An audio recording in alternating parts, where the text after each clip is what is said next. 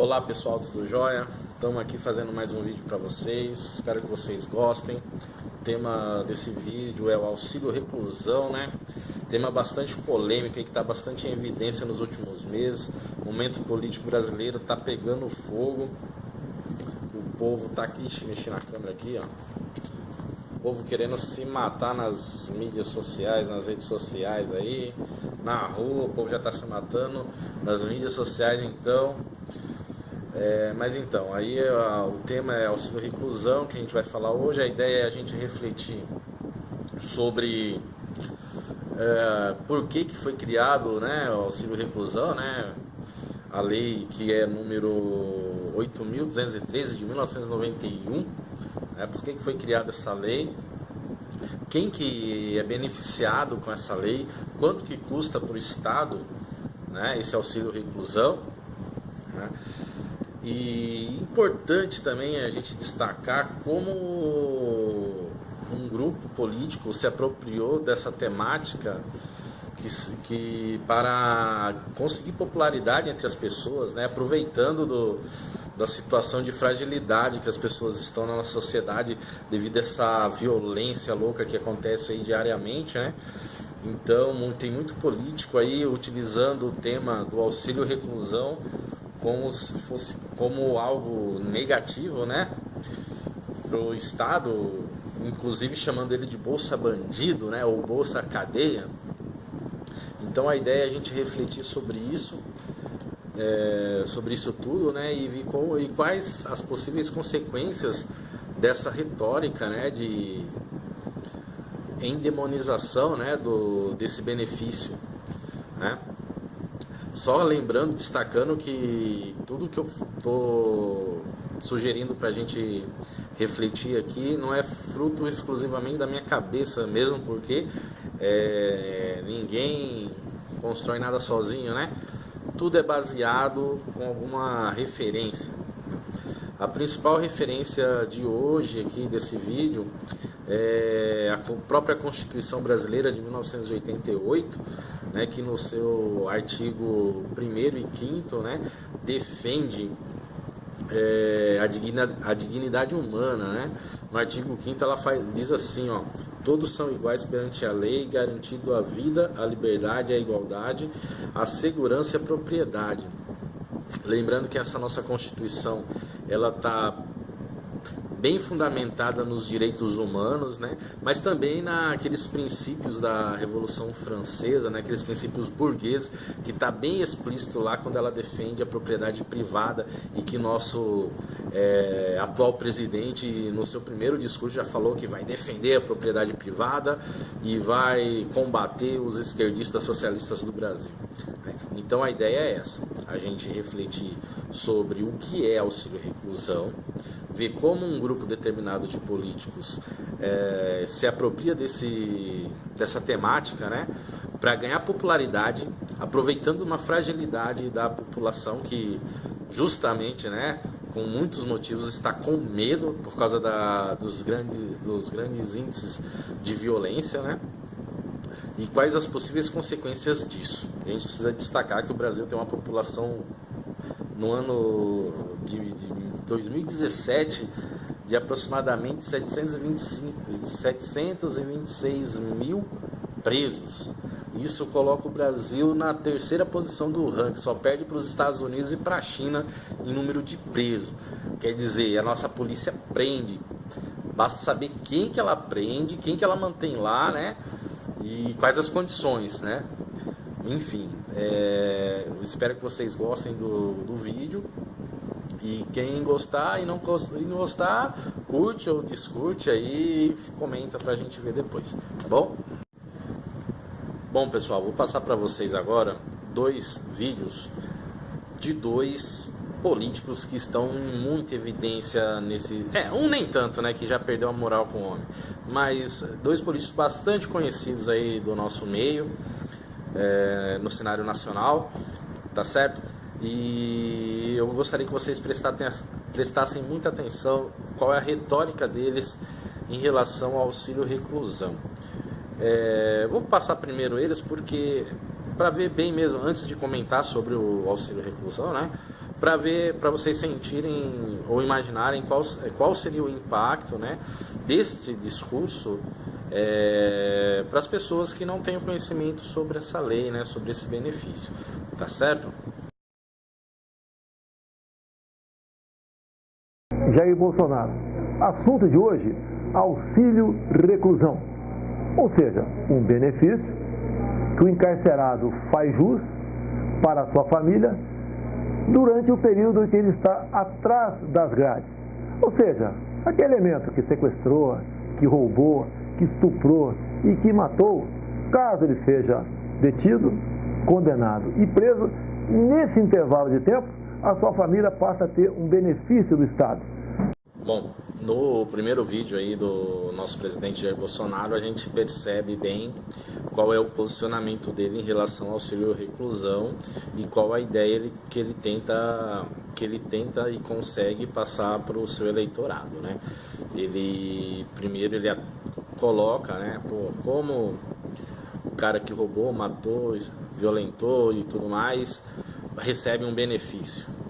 Ele recebe um prêmio por ter feito tais atos. Ele foca,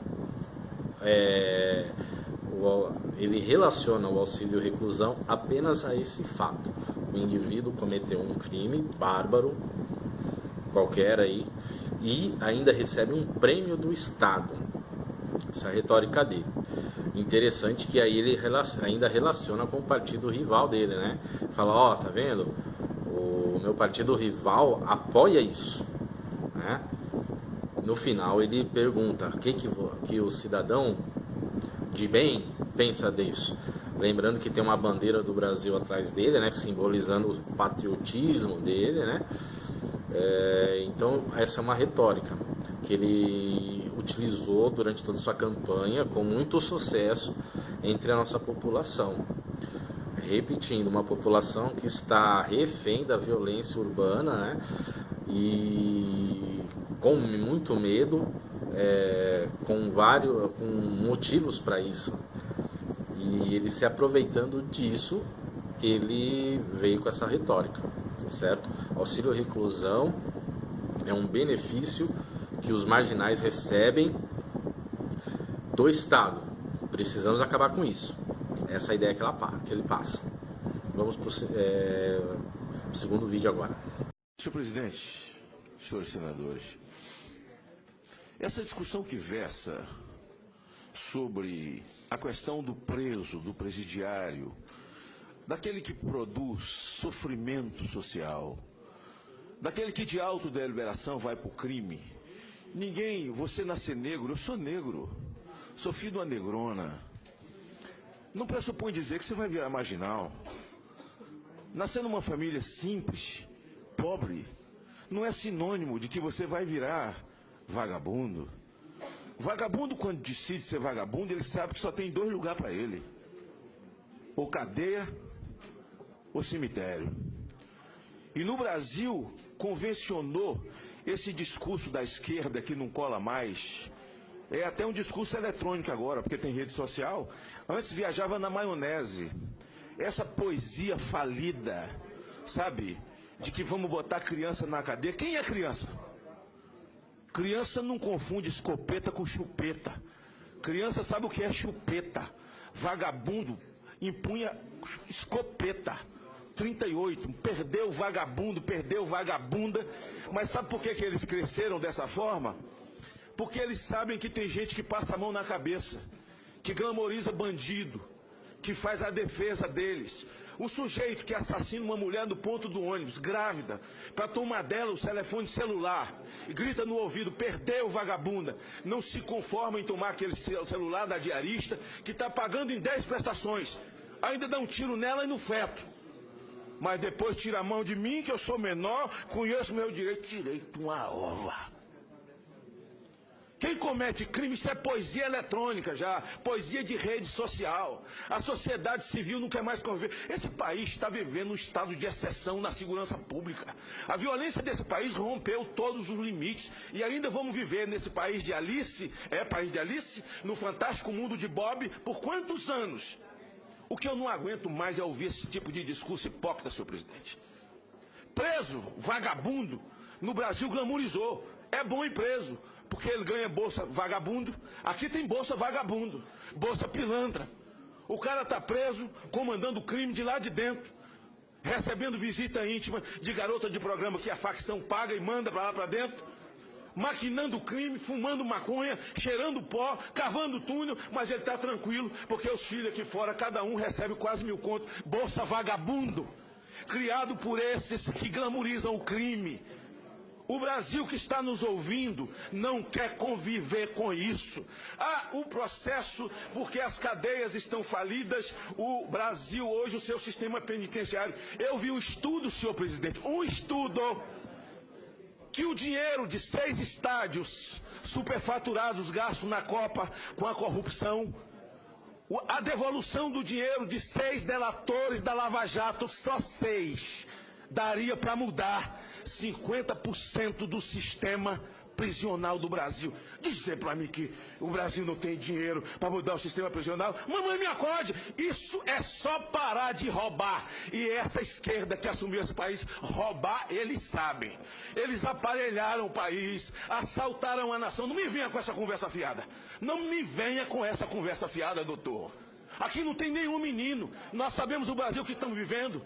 Difícil de andar na rua, que mãe não dorme antes que filho chega da faculdade, esposa não dorme enquanto o marido não chega da igreja, filhos não dormem enquanto mãe não chegou da rua, ela é diarista, sai para pegar 3, 4 ônibus e não sabe se volta em casa. Que conversa é essa? Agora sabe o que eles fizeram? Eles elegeram essas minorias que eles tomam como refém deles para esse tipo de discurso. Na Itália é assim, senhor presidente. Na Itália, o preso entra, a ficha dele é escrito a lápis, porque ele entra sabendo, entrou hoje, vai sair daqui a 10 anos, 9h15 da manhã. Daqui a 10 anos, ele trabalha, o dinheiro do trabalho, 50% volta para a vítima, 50% é para a família da vítima, 30%, senhor presidente, 30% devolve ao sistema, e 20% é para sustentar ele lá dentro. Ou nós entramos e pegamos esses bandalhas, cometedores de crime. Lá dentro tem muitos que caem na real, se recuperam. E aqui eu posso até entrar num viés que a esquerda odeia. Quando você fala que o cara se converteu, que o cara lê a Bíblia. Isso é tudo ofensa para eles, mas a gente gosta muito. Muda de vida lá dentro, sabe o crime que cometeu, a besteira que fez, mas precisa trabalhar. Precisa trabalhar. Um preso comum custa R$ 1.500 para o Estado. Fora a bolsa, 2.400, 2.500. Fora a bolsa vagabundagem que eles recebem pelo lado de fora. Criaram bolsa vagabundagem pelo lado de fora. E ainda glamourizar, desculpe, senhor presidente, eu acho que todos nós, o mérito desse projeto, o conteúdo dele é nacional. É da família, é de quem quer andar na rua, é de quem quer ter filho protegido em porta de escola. Para tanto tem meu apoio com louvor, o meu discurso com louvor. E estou falando aqui com a experiência de quem tira gente da rua. Eu tenho 40 anos que tiro drogado da rua. Projeto Vem Viver, de menino a homem velho. E sei exatamente o que eu estou falando quando eu trato dessa questão de, porque é uma criança com 13, 14 anos. Com 13, 14 anos tem Motim Lopes dentro do pneu. Vamos glamourizar? Vamos glamourizar? Não. Vamos glamourizar? Não. Então é parar com essa conversa fiada, sabe, senhor presidente? E vamos encarar a realidade. Porque, na verdade, também esse discurso é só para a bolha. Esse discurso ele só fala para dentro da bolha. É só para militância, porque o Brasil se cansou. Está tapando os ouvidos, não quer ouvir esse tipo de discurso quando você glamouriza vagabundo que toca o terror na sociedade. Bom, o vídeo do então senador aí, Magno Malta, fica bem, ele fala de uma maneira bem forte, né? Bolsa vagabundo, né? Mesmo na mesma linha do Bolsonaro. Aliás, ele que estava ajudando o Bolsonaro na campanha dele para presidente, né? E depois foi descartado, pelo menos por enquanto. Lembrando que hoje é dia 2 de janeiro de 2019. Mas enfim, ele vem com esse discurso também, né? Demonizando as pessoas. Não que o cara que cometeu um crime não tenha que pagar o crime. Ele precisa pagar o crime, o que cometeu, com certeza. Porém, nós precisamos analisar isso de uma maneira mais racional e não passional do jeito que os caras estão fazendo no seu discurso. Nós vivemos uma sociedade complexa, aonde a irracionalidade nos leva a se comportar como animais irracionais, simples assim, né?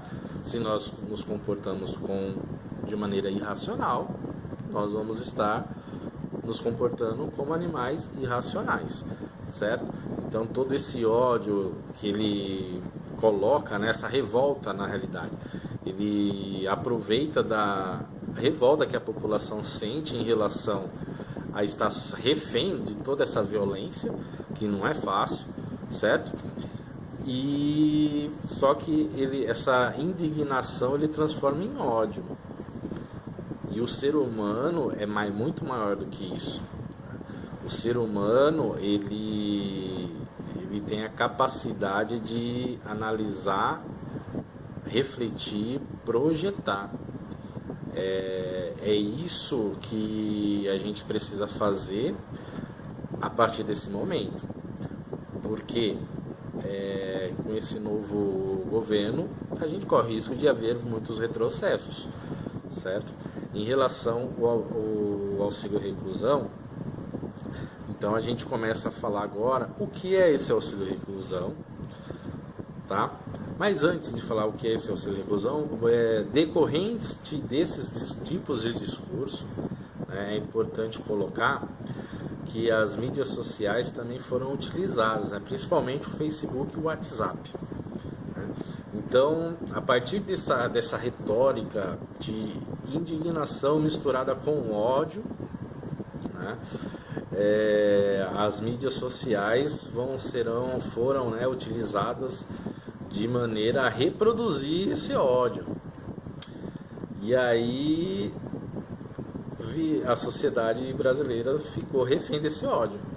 Vou passar também agora um pequeno vídeo com alguns memes do Facebook que rodaram aí no Facebook da população e WhatsApp. Lembrando que ficou um negócio meio esquisito, né? Um problema que o nosso presidente teve com um WhatsApp aí, né? Caixa 2, alguma coisa nesse sentido também, tá? Então aguardem aí pra ver, tá bom?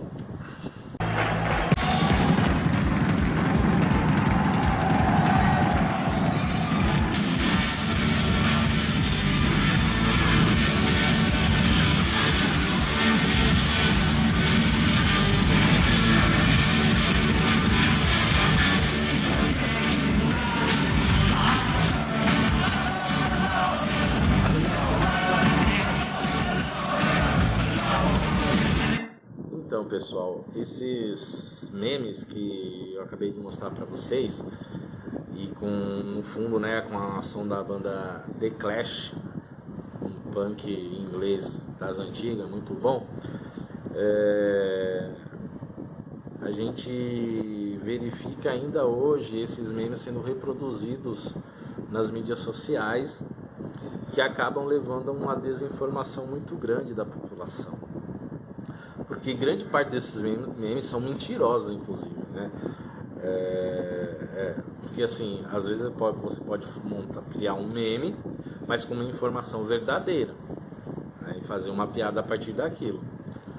O problema é que esses memes, a grande maioria é criada a partir de informações mentirosas.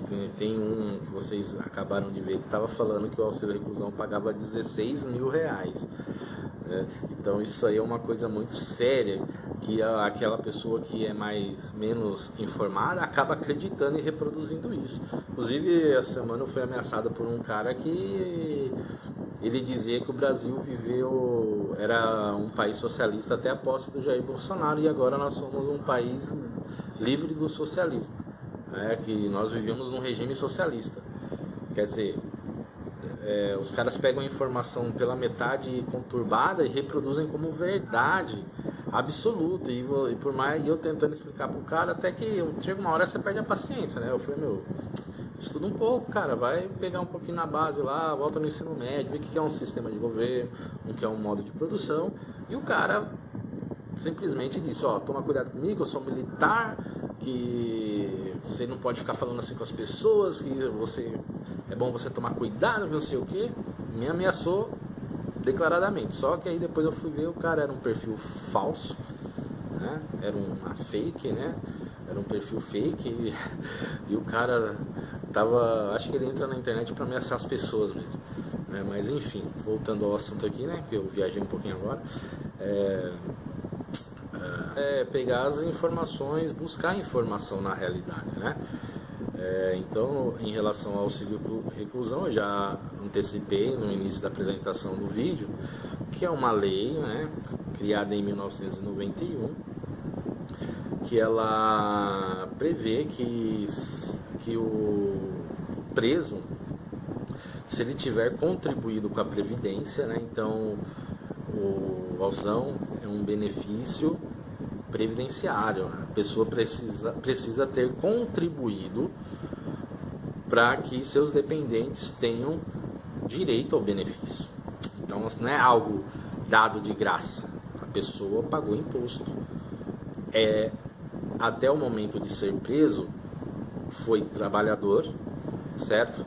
Teve esse desconto em folha e essa é a primeira condição para os dependentes terem acesso a esse benefício, que o preso tenha contribuído com a Previdência.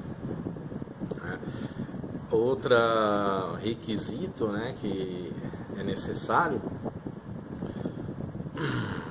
outro requisito necessário para o recebimento do benefício é o preso estar em regime fechado ou semiaberto. Ou seja, se o cara entrar no regime aberto, os dependentes perdem o benefício porque ele é obrigado a trabalhar, certo? Em terceiro caso aqui, se o detento fugir, ele perde o direito, os dependentes perdem o direito ao benefício. Fugir ou fazer alguma coisa que vá contra as normas lá da onde ele está preso.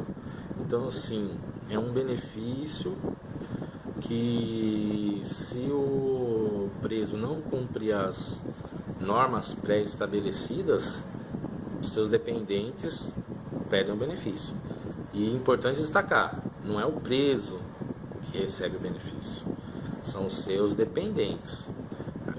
Outra coisa importante de citar em relação a isso, que é um mito, né, que está muito divulgado aí pela internet, que os caras, tem alguns vídeos, os caras colocam os caras presos lá falando quanto que você recebe de Bolsa Vagabundo, aí o cara fala R$4.500, R$5.500, certo? Então aquilo ali dá uns vídeos que não dá pra confiar muito, você vê que a pessoa tá sendo coagida, então o cara fala qualquer coisa pra não apanhar, né? E então a gente não tem que ficar com os dois pés atrás em relação a isso. Mas enfim, o importante é que como que é feito o cálculo desse benefício? Cada ano é estabelecido um valor máximo que a pessoa recebia, né, para os dependentes terem acesso a esse benefício. Então, por exemplo, se o cara recebe R$5.000, era um trabalhador, recebia R$5.000, a família dele não vai ter acesso ao benefício, porque o teto até o ano passado era de R$1.390 e poucos, certo? Então é um benefício, para a pessoa ter direito ao benefício, ele não poderia ter um salário acima de R$1.390, certo? Então os dependentes vão receber R$1.390, também não é assim. É feito um cálculo a partir de quanto a pessoa recebia e quanto tempo ela contribuiu, e que vai dar, em média, não vai ultrapassar até o ano passado R$1.290. Lembrando, vamos supor que o cara ele foi preso, contribuía com a Previdência e tem 3 filhos, cada um com uma esposa, que é uma coisa que acontece muito. Não é cada filho vai receber R$1.300, não. É um benefício dividido de maneira igualitária para cada filho, certo? Então, assim, é um valor pequeno. informações mentirosas estão sendo passadas, reproduzidas pela internet, dizendo que tem fulano que recebe 1.500 por filho, que compensa ter um monte de filho, né? O próprio senador Magno Malta aí fala que, não, do jeito que ele fala, parece que é um mar de rosa cadeia, né? Você tem maconha para fumar à vontade e o Estado ainda te paga 1.000 conto para cada filho que você tem na rua, e você fica, fuma maconha e cava túnel. Pô, mas se o lugar é tão bom, para que você vai cavar túnel para fugir? Né? É um negócio meio que a gente, se for começar a parar para pensar, é sem noção, né? Pô, eu tô aqui usando minha droguinha boa, né? Ambiente arejado, com os parceiros aqui do lado, né? Recebendo um monte de prostituta, né? Como ele falou, o senador Magno Malta. E eu acho que eu vou cavar um túnel, sabe, de, sei lá, 60 centímetros de diâmetro, né? E para eu fugir daqui, que aqui tá muito ruim. Né? Então, assim, é pra gente parar para pensar, né, sobre isso. Sim, gente, na revista eletrônica domtotal.com, no dia 10 de março de 2018, ela fez um levantamento que no ano de 2017 a Previdência pagou 47.522 benefícios, e o valor médio desses benefícios eram de R$ 998,58. Então não é um valor alto. Lembrando, se o cara tiver mais de um filho, no caso for dependentes filhos, né? Esse valor, esse 998, foi dividido de maneira igual para cada um dos filhos, se tiver com mulheres diferentes, por exemplo, certo? Então, assim, não é aquele valor que os memes estão dizendo, né? É um valor relativamente baixo. Porém, os políticos que utilizaram a retórica, né? Essa retórica endemonizando esse benefício, foi muito caro para eles, né? Porque eles receberam um monte de votos de pessoas que não têm acesso a esse tipo de informação, que acabaram votando neles porque compraram essa ideia de que esse auxílio reclusão é um prejuízo para o Estado que não deveria ser pago. Lembrando que é menos de 1% do valor que a Previdência paga no ano, o valor total que é gasto com auxílio reclusão. Se a gente analisar o total de pessoas que são presos, né, os 726 mil presos, e considerar que são pagos 47.500 e poucos benefícios, dá um pouquinho mais de 6,5% do total da população de presos que tem a família atendida por esse benefício, né? Então, se a gente fosse considerar a totalidade de presos, apenas 6,5 ou 55% que recebem esse benefício. Então é um número em porcentagens relativamente baixo, principalmente se a gente for comparar com outros benefícios que o Estado brasileiro paga, né? Mas a gente vai falar sobre isso um pouquinho depois, né? Do que é o auxílio moradia, né? A gente vai ver quantos funcionários o Estado possui e qual a porcentagem desses funcionários que recebem esse auxílio e quanto custa isso aos cofres públicos. Aí a gente vai ver que é um valor muito maior do que esse gasto com o auxílio reclusão, e que o nosso excelentíssimo presidente não tem esse mesmo discurso quando se fala de benefícios que vai para o bolso dele, não é mesmo? Mas ainda eu acho que não ficou muito claro por que é pago esse benefício, né? Por que o Estado brasileiro criou uma lei para atender essa parcela da população?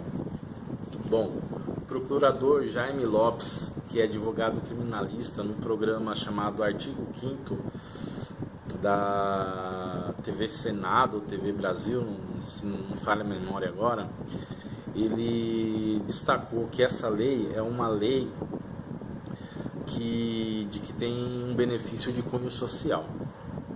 que isso quer dizer? Quer dizer o seguinte: o indivíduo que vai preso e que era trabalhador, a gente pode falar assim, era, porque a partir do momento que ele vai preso, é difícil para ele trabalhar lá dentro da cadeia, não é? São todos presídios que dão a possibilidade do preso trabalhar, então ele deixa de ser trabalhador. Mas, e a gente viu que dos que estão presos, apenas 6,5% entram nessa condição de trabalhador. Mas enfim, então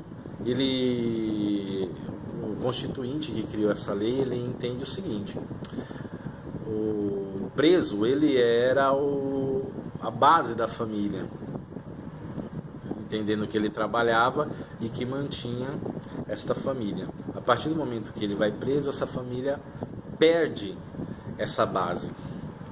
Então há uma necessidade social de manter essa família. Daí a necessidade de criar essa legislação. Isso não é um prêmio, é uma necessidade. O que eu vejo, esses políticos que endemonizam, né, e falam que é coisa de esquerdista, que é coisa do PT, a lei do auxílio reclusão, é o seguinte: o cara acha o seguinte, o cara foi preso, ele não tem família, ele não tem filhos, ele não tem irmãos, ele não tem pai, não tem mãe, não. Jogou ele dentro da cadeia, resolveu o problema, como o nosso presidente fala, que se foda, né? O cara, quem mandou roubar, quem mandou matar, né? Só que essas pessoas se esquecem que nós vivemos uma sociedade.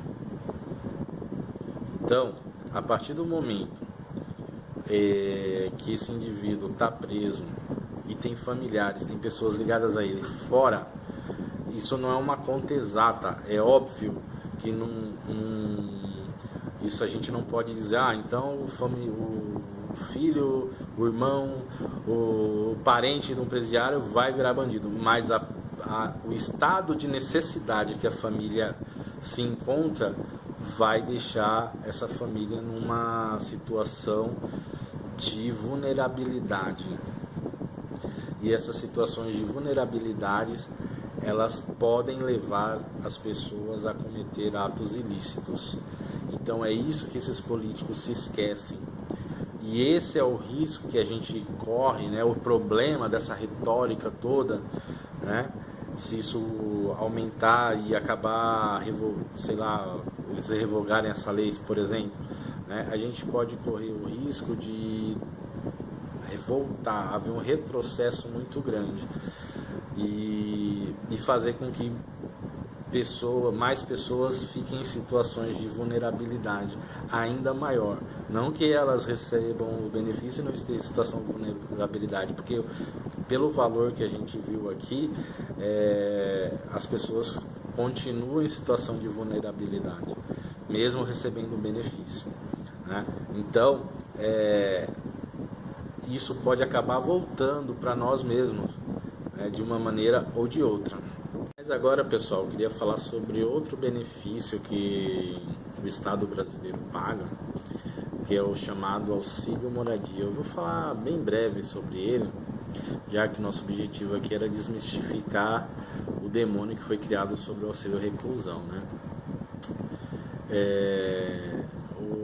O auxílio moradia, em uma matéria do G1 de 8 de janeiro de 2018, o jornalista Gustavo Garcia apresentou dados que o governo federal nos últimos 8 anos gastou 3,5 bilhões de reais em auxílio moradia. Só o Poder Judiciário saltou de 17,4 milhões em 2014 para 288 milhões em 2015. Olha que dado, hein?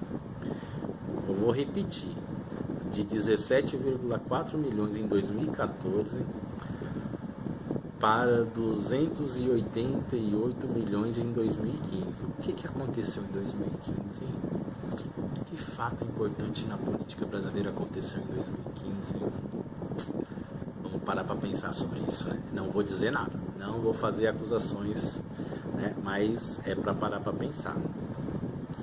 O portal R7, eu vou colocar todas essas referências no final do vídeo, tá bom? Para vocês, quem tiver em dúvida, quiser pesquisar lá. No portal R7, a jornalista Caroline Ferrari e o Bruno Fonseca, em reportagem de 18 de março de 2018, em dados levantados pela agência pública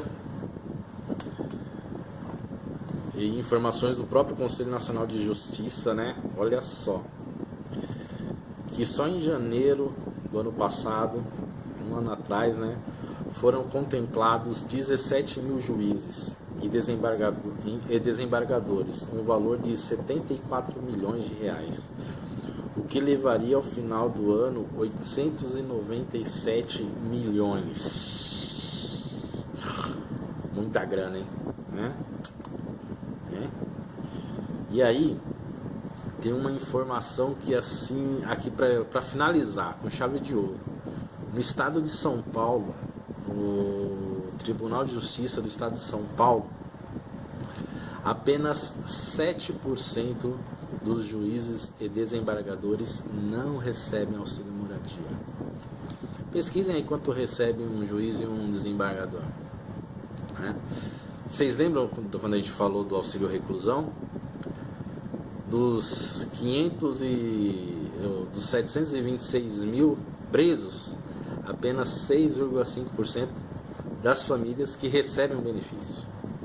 Do Tribunal de Justiça de São Paulo, apenas 7% que não recebem. E os valores são muito maiores. Então, pessoal, quem que realmente lesa a pátria? Será que o demônio é os detentos lá que cometeram crimes bárbaros? A gente não pode negar, uma grande parte deles, né?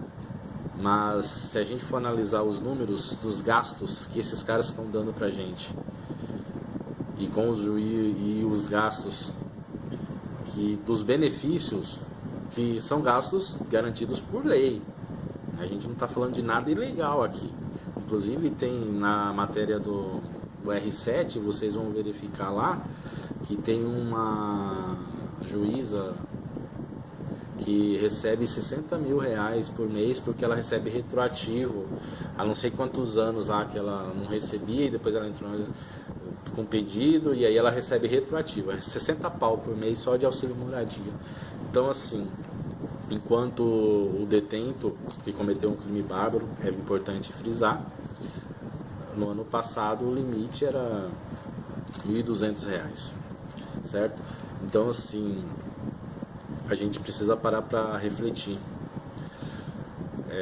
Não quero colocar em uma condição igual os juízes, né, os membros do governo federal que recebem, mas se a gente for analisar o que é gasto, um juiz recebe um salário muito alto. Acho que dá para ele comprar uma casa, né? Se ele mora longe do seu trabalho, que vá morar perto, né? Eu também sou funcionário público, eu não recebo auxílio moradia, então se eu quiser trabalhar próximo da minha escola, eu tenho que alugar uma casa lá ou comprar uma casa lá, né? Então esse tipo de benefício a gente precisa cortar, né? Porque eles já têm uma série de benefícios para os filhos, né? E paletó e não sei o que mais, né? Eles têm uma série de benefícios já e tem um salário muito bom, que não teria necessidade desses privilégios. Na realidade são privilégios, certo? Ok, pessoal, espero que vocês tenham gostado desse vídeo. Ficou um pouquinho longo, né? Mas é que o tema é complexo, a gente não pode falar de qualquer jeito, né? Espero que vocês tenham gostado, curtem aí, façam comentários, compartilhem, tá ok? Abraço.